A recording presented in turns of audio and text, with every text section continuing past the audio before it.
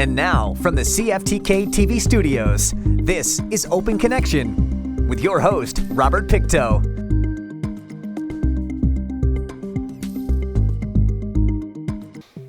Welcome to Open Connection. I'm your host, Robert Pictou. Our show today comes to you from the traditional and unceded territory of the Tsimshian people. Hepatitis C is a viral infection that affects your liver. It causes inflammation and swelling, which damages the liver tissues over time. Hepatitis means inflammation of the liver. There are many cases of hepatitis, and few of them are viruses. On today's Open Connection, we open our archives to bring you this story from 2000. A picture of when Andy and I were married, and way back in 1959, and some of these other pictures. It was in our really happy times. Organizing photo albums is one of Doreen Stalker's favorite pastimes lately. The 69-year-old grandmother, mother and wife has to take it easy sometimes now because of a disease she contracted more than 16 years ago. That disease is hepatitis C, but she hasn't let that stop her. Now Doreen is telling people her story to help raise awareness and to get rid of some of the stigma surrounding the disease. I went down to Vancouver in 1984 and had open heart surgery to have a valve replaced in my heart, and had blood transfusions. And after that, I went home, but I felt terrible. I didn't know what was wrong. I couldn't put my finger on why I felt like I did. So Doreen took a year off from her job as a kindergarten teacher, but health problems began to plague her, and she decided to retire early. She says she was constantly exhausted and depressed. She initially thought her health concerns were a result of her heart surgery, so Doreen lived with her symptoms. It wasn't until 13 years later that she found out she had hepatitis C. I went to the doctor's office, and at the office there was a notice saying if you had a blood transfusion before 1990 that maybe you should go and have your blood checked for hepatitis C. So I thought, well, I go in every month to get a blood check anyways, so I just asked if I could do that. And then a couple of weeks later, the doctor phoned and asked me to come in, and they told me that, yes, you do have hepatitis C. What was your initial reaction? At first I was just stunned and then shock, and I went home, had a good cry. I didn't know anything about hepatitis C. She was given some basic information and a number for a national hotline. The doctors and nurses who attended to her also helped somewhat, but she still had many questions. I thought, what about the last 13 years? I mean, what have I done to people? And then once I got the information, I found that it was just from a blood-to-blood contact with a person with hepatitis C, not casual contact. And my husband didn't have it. And so it's not that easy to get unless it is a blood-to-blood thing. That's when she began her crusade to find out as much information as she could about the disease, and what she found out helped her cope much better with her illness. Hepatitis C is a viral illness that causes inflammation and injury to the liver. That injury includes scarring that can turn into cirrhosis of the liver. In some cases, cancer occurs and liver transplants are necessary. But in most cases, hepatitis C is spread only through blood-to-blood contact. The illness usually progresses slowly, and many people don't know they have it. Right now, it's estimated over 38,000 people in BC have the disease. Doreen also made sure she took care of her health as best she could. She now takes a daily dose of vitamins, gets regular exercise, and avoids all alcoholic beverages. She now belongs to a Hep C support group online. And although she is a bit shy about joining the discussion, she takes a great interest in how others are doing. This one girl here I've been watching the last few days, she was going to get married and she found out she had Hep C, and now she doesn't know whether she should stop the wedding or not. I think it's in 2 or 3 weeks. So this person is answering, don't stop the wedding over just Hep C. I found out I had Hep C in March, and I was still following plans of a wedding in June. But we're older. We're no kids.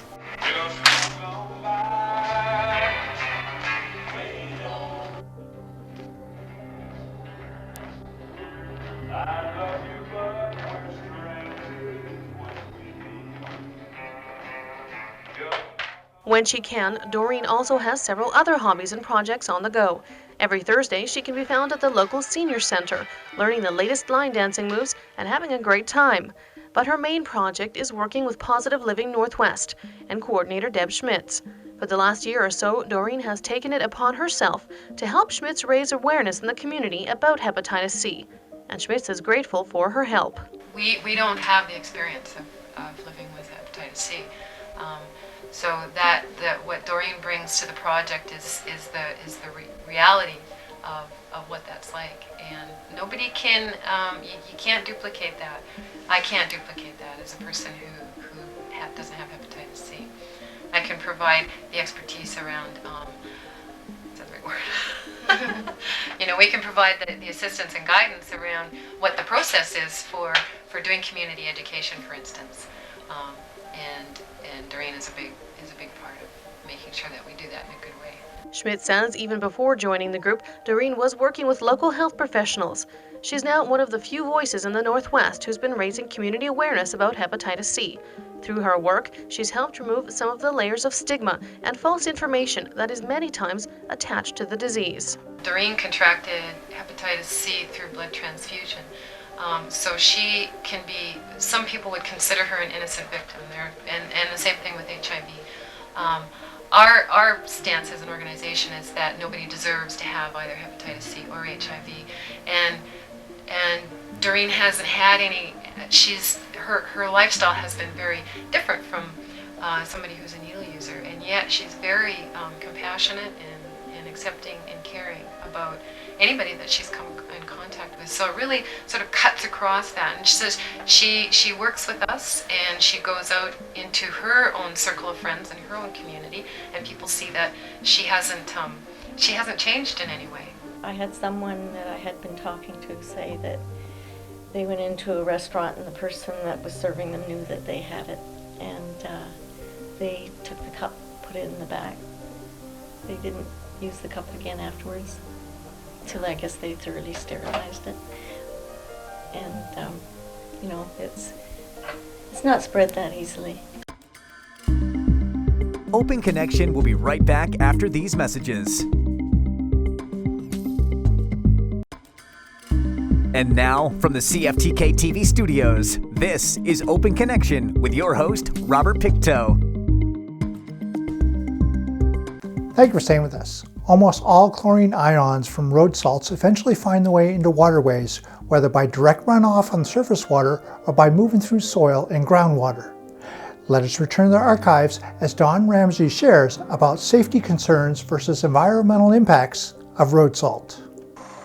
Tens of thousands of tons of salt are sprinkled across North America each year to help clear roads and melt ice from sidewalks.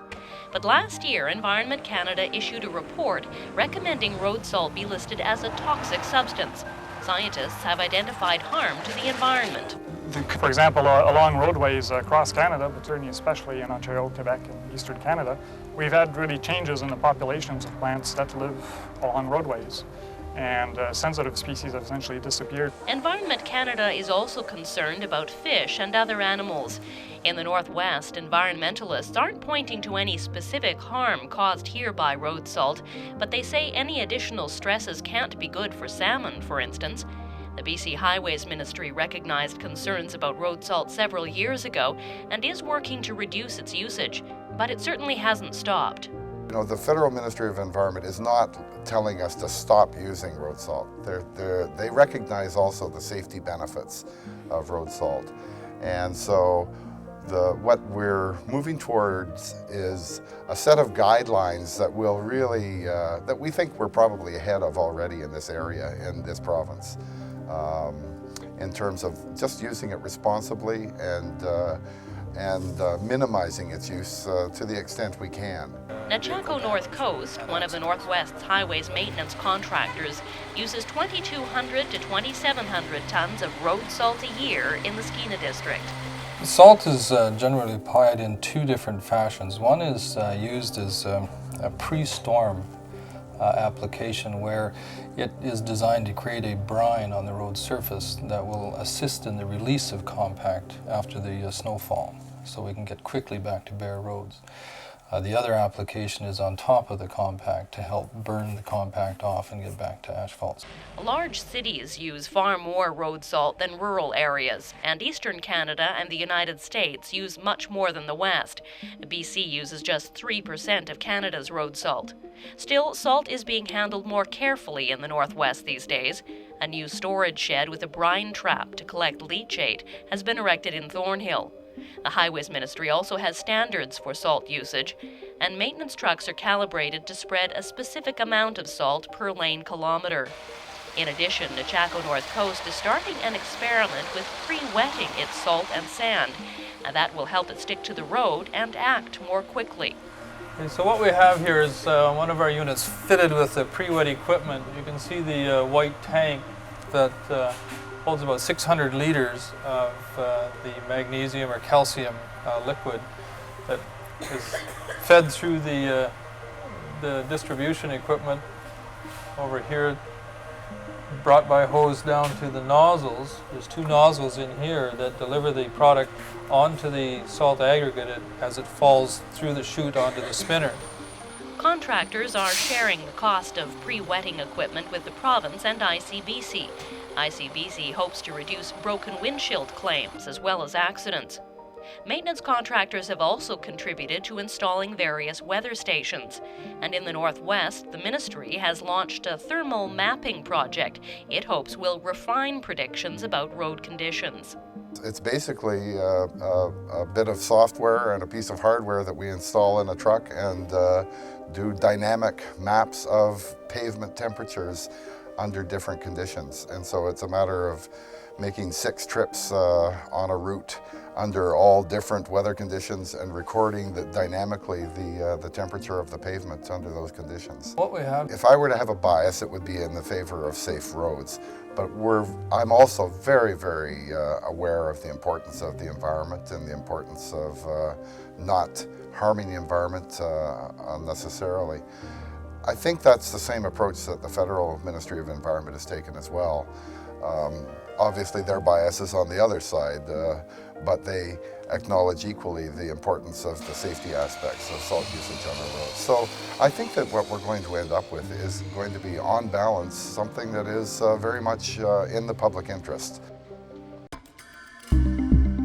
Open Connection will be right back after these messages. And now, from the CFTK-TV studios, this is Open Connection with your host, Robert Pictou.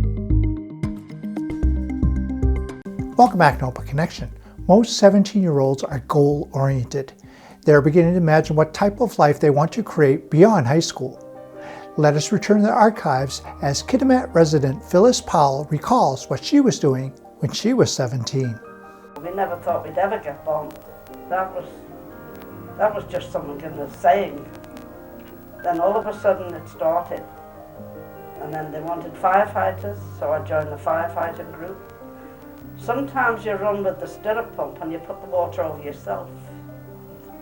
As you were practicing, the water didn't go where it should have gone, it went over. But it was fun. And then all of a sudden, it started to be serious. Then we started to get the bombing. Phyllis Powell was 17 when World War II broke out. She had to take her mother and father as well as neighbors to the shelter as bombs landed around her neighborhood. She'd have to leave them and join other firefighters to rescue people from bombed-out homes. When the all clear went, you'd take them back home, and half their homes were damaged, or it wasn't funny. It was exciting first, but then it wasn't funny afterwards. Even the building which housed the firefighters was bombed, so she decided to join the munitions. She'd leave her home each day to take a 20-minute train ride to the munition factory. She said those trips were frightening because the bombing continued during that time. It was there that she began entertaining. When the war ended, she moved to Canada with her husband. And my boyfriend came home from Burma. We got married, and then all of a sudden he decided he wanted to come to Canada. So he came to Canada. Then he worked in the municipality. When they returned again, they opened a dry cleaning business in Kitimat. I've never done dry cleaning in my life. but he bought the dry cleaning business. People will remember this in Kitchener. And I had to press RCMP uniforms, sew uniforms. He did all the cleaning, I did all the preparing. And then my son was, the eldest son was 21 in 1972. We took him back to England, closed the shop for a month, come back, and the landlord had rented out the premises. Jack Powell then started at Hurricane, and Phyllis began working in intensive care at the hospital. Today, Phyllis stays very busy, entertaining her grandchildren and visiting schools during Remembrance Day each year. I can put it into their minds, but not to frighten them. And then, as I said in my script, they watch it all on television now. So they know what war's about in figure style. They don't know real life, but in figure style, they've got it from the television and everything. So that gives them a little bit of idea when you're talking to them of what you need.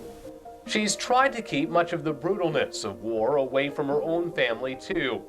But this Christmas, Phyllis gave her husband's and his father's medals to her grandchildren. She says they don't share the same enthusiasm for war as children during her childhood. You can tell that's not in the children, because there's no thrill to get any of these things, eh? But I've got all his medals. I gave his blazer away. Somebody needed it. And he got the Burma Star and everything. All right. So I've got all his medals, and I'm going to post them for Christmas to the grandchildren. Not to my sons, to my grandchildren, and ask them to hold on to them. And the dads to talk to them. And then they can put them up in their bedroom, and it'll be a memory for them there. And let's hope they don't have to do anything, you know. Open Connection will be right back after these messages.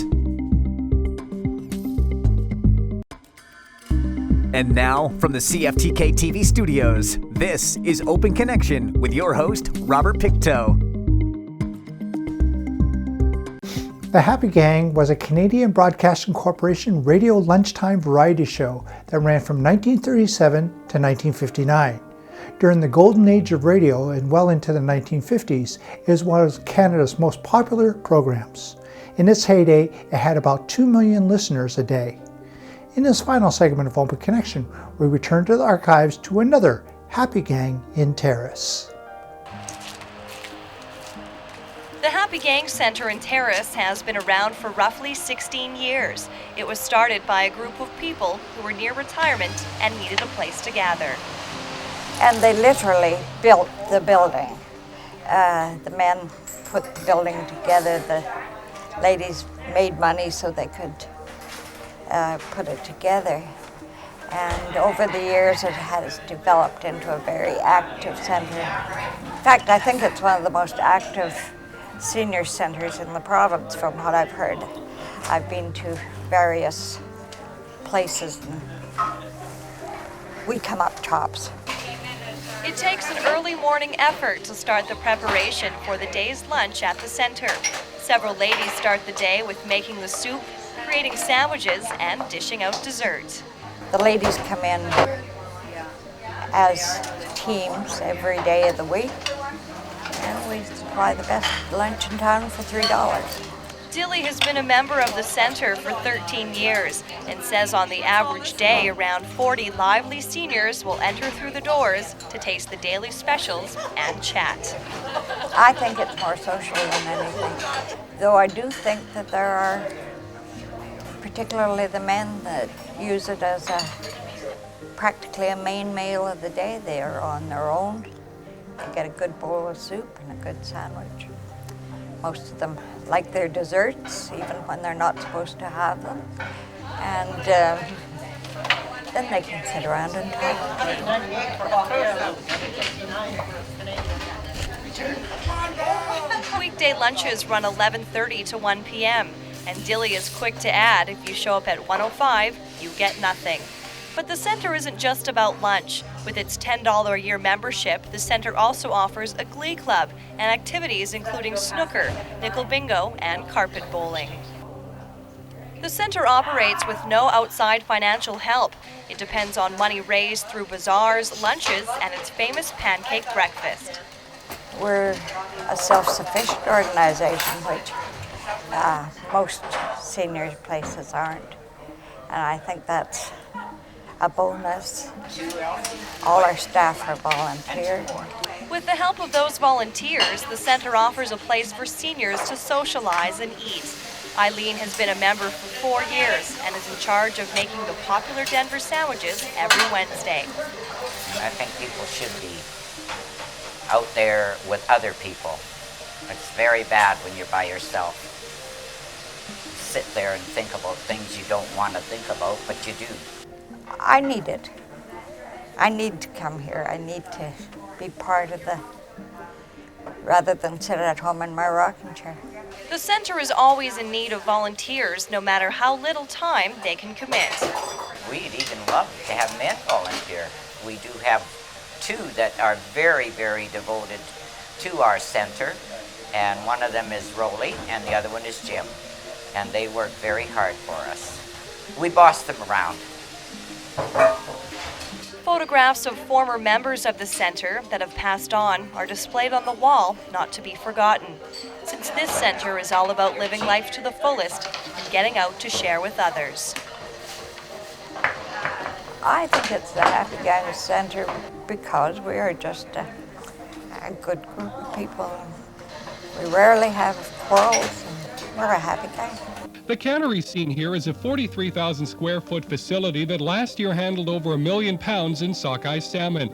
Yesterday, the provincial government officially announced that it's now sold the operation to the Lac Willam's Band Council. Band Councillor Leonard Rees says the announcement is a tribute to those who made it work, including cannery workers and fishermen. It's been very successful so far. There's been several thousand pounds put in, which wasn't expected for such a small fleet, and they were dedicated fishermen, and they wanted to create employment in a village here, and it turned out real good. The band's chief counselor, Helen Johnson, welcomes the news as well, saying that the community has shown Victoria the cannery can be productive. She says the next step now is to look at expanding the cannery into a year-round venture. Right now, we're starting with roe and kelp, herring roe and salmon season. We're looking into clams and whatever other species we're trying to get into. So it's going to be a 12-month operation. Aboriginal Affairs Minister John Kishore is just as pleased that the plant has been sold to the people of Port Simpson. Kishore, a former resident and church minister in the community, is just as elated as the community is. And this is a tremendous direction that's being taken here, where the people of Lac Willam's have purchased it outright, and no one can say that this is a handout. This is something that these people have done themselves.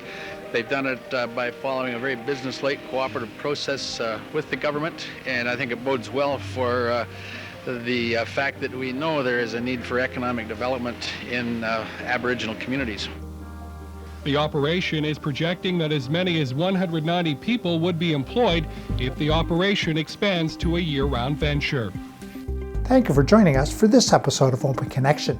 The greatest distance in the existence of man is not from here to there, but the connection from his mind and heart. If we can conquer that distance, we can soar like an eagle and realize our immensity within.